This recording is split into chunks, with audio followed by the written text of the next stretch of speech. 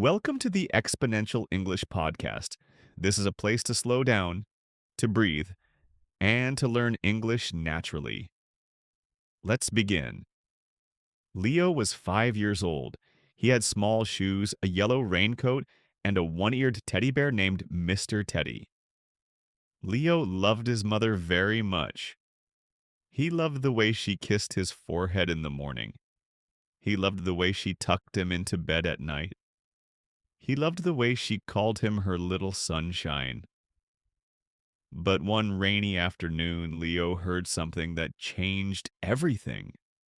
He was sitting on the floor in the living room, building a little house with blocks. His mother was cleaning the room. She was tired. She picked up Leo's socks, his crayons, his toy cars, and many little pieces of paper. Then she looked at the mess and laughed.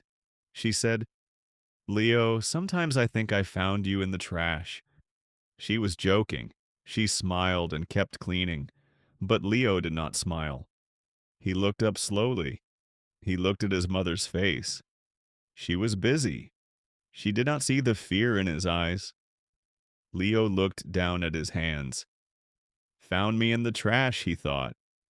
In his little heart, the words felt heavy.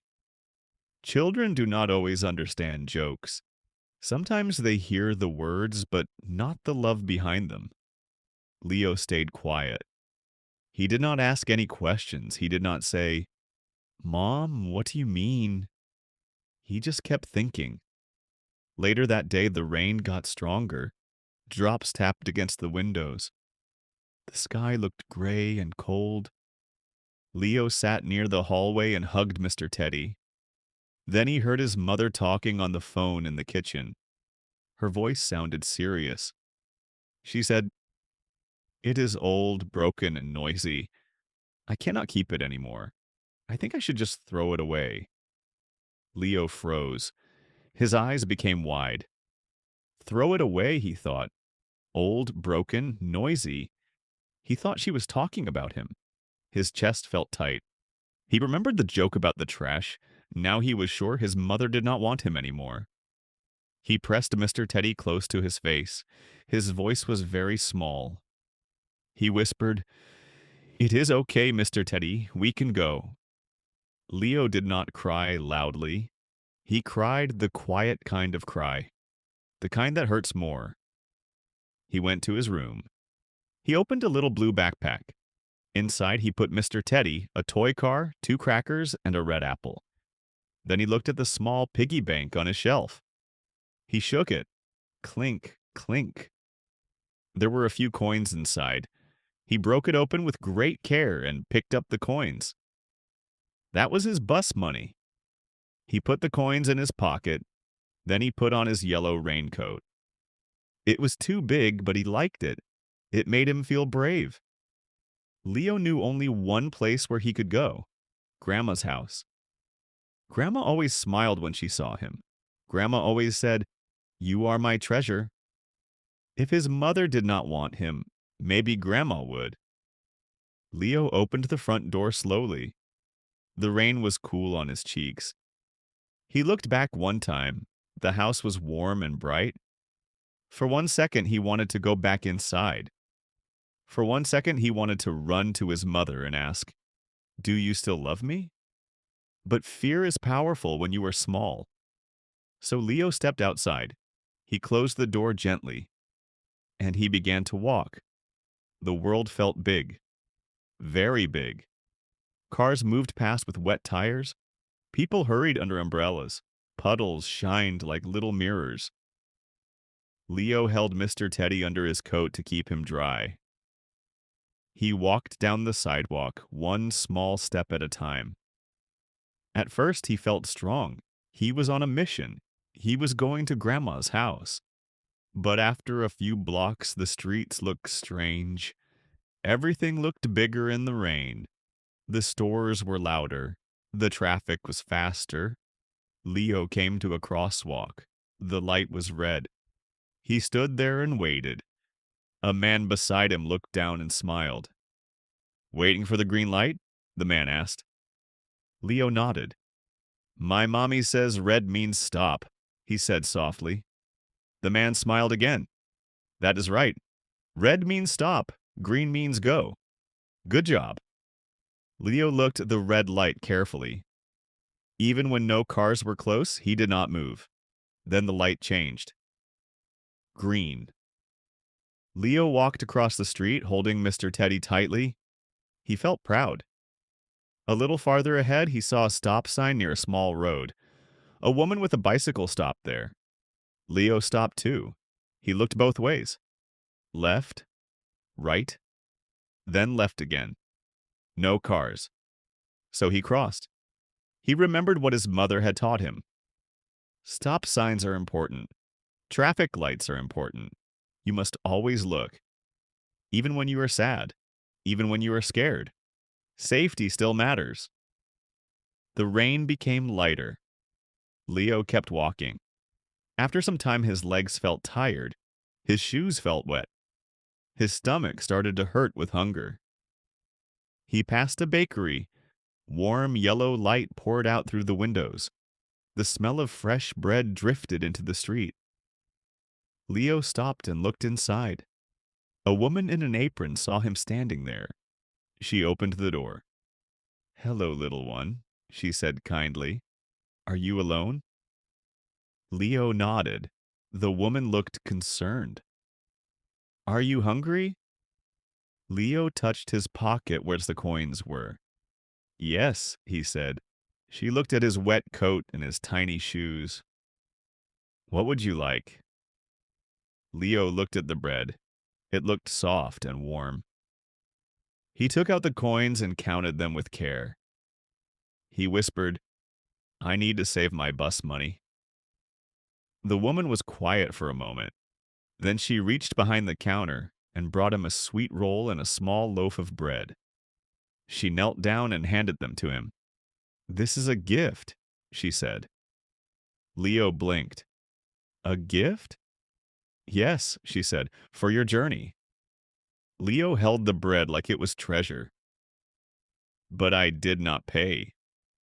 That is okay, the woman said. Sometimes kindness is free. Leo looked at her with big eyes. No one had been mean to him on the road. That surprised him. He thought the world would feel cold if you were unwanted. But the world was giving him little bits of warmth. He bowed his head the best way he could. Thank you, he said. Then he added, I will save the money for the bus. The woman smiled gently. That sounds wise. Leo sat under a small awning and ate half of the sweet roll. He gave a tiny piece to Mr. Teddy, pretending to feed him. Then he laughed a little. It was the first small laugh since he left home. After resting, he continued. The road to Grandma's house was long for little legs.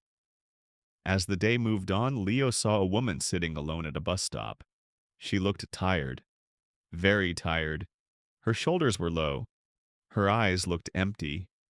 She wore work clothes and held a bag on her lap. Leo stopped near her. She noticed him and gave a weak smile. Hello, she said. Hello, Leo answered. The woman looked at his wet coat and his teddy bear. Where are you going? To Grandma's house, Leo said. That is a long way. Leo nodded. The woman sighed and stared at the street. After a moment, she said quietly, almost to herself, Some days I feel like I am no good to anyone. Leo turned and looked at her. Children listen in a special way. They do not always understand everything, but they hear sadness very clearly. The woman gave a tired little laugh. I work all day, she said. I make mistakes. People complain. I feel useless. Leo thought about that. Then he hugged Mr. Teddy and said, You are not useless. The woman looked surprised. Leo spoke slowly with the serious face only a child can have. My grandma says everyone is a treasure to someone. The woman's eyes softened. Leo continued, Mr. Teddy has one ear only, but he is my treasure. So maybe you are someone's treasure too. The woman covered her mouth. Her eyes filled with tears. For a moment she could not speak. Then she said, "That is a beautiful thing to say." Leo nodded. He believed it. He had to believe it, because deep inside he still hoped it was true for him too. The woman smiled through her tears. "Thank you, little man," she said. "I think I needed that today." Leo gave her a small piece of bread. "This is for you."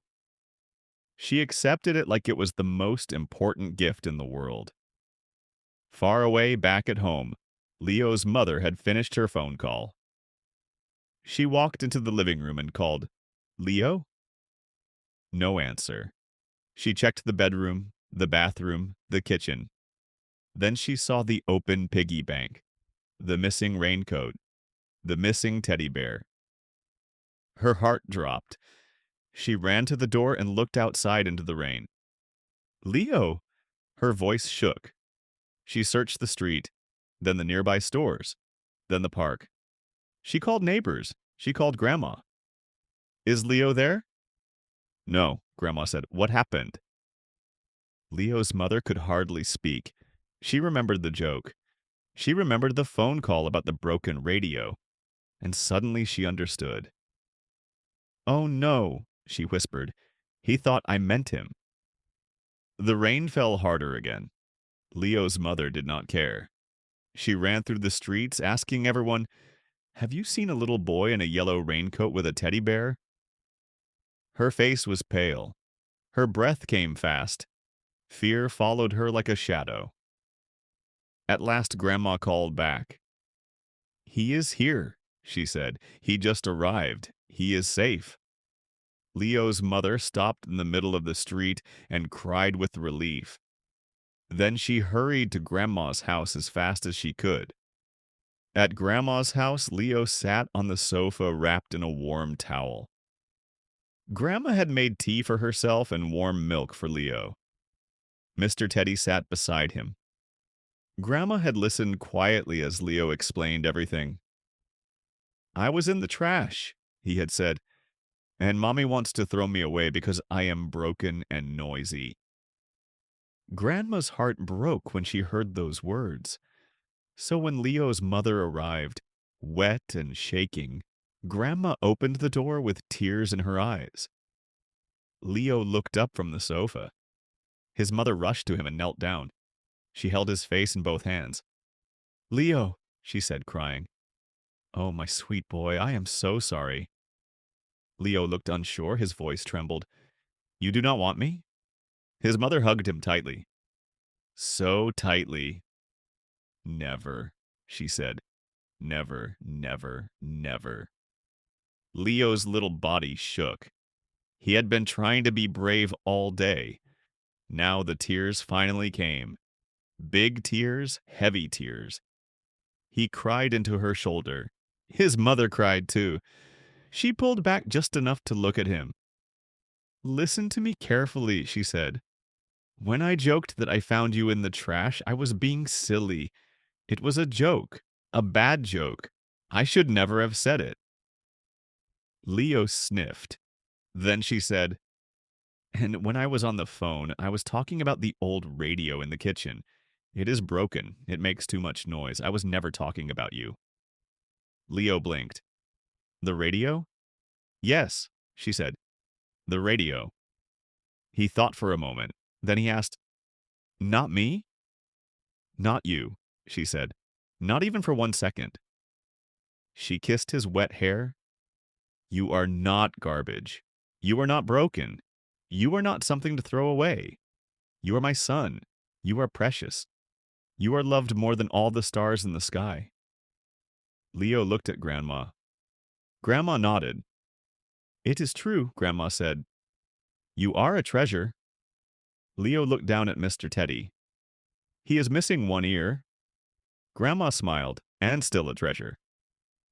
At that moment, something inside Leo became calm again. The heavy fear began to leave.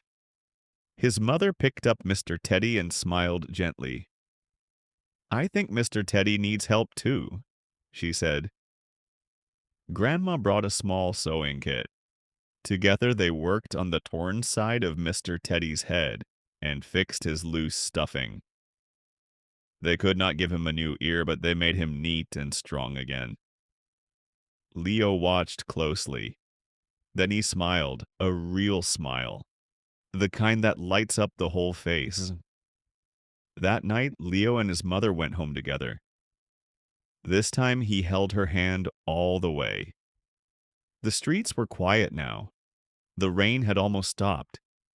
The city lights reflected on the wet ground.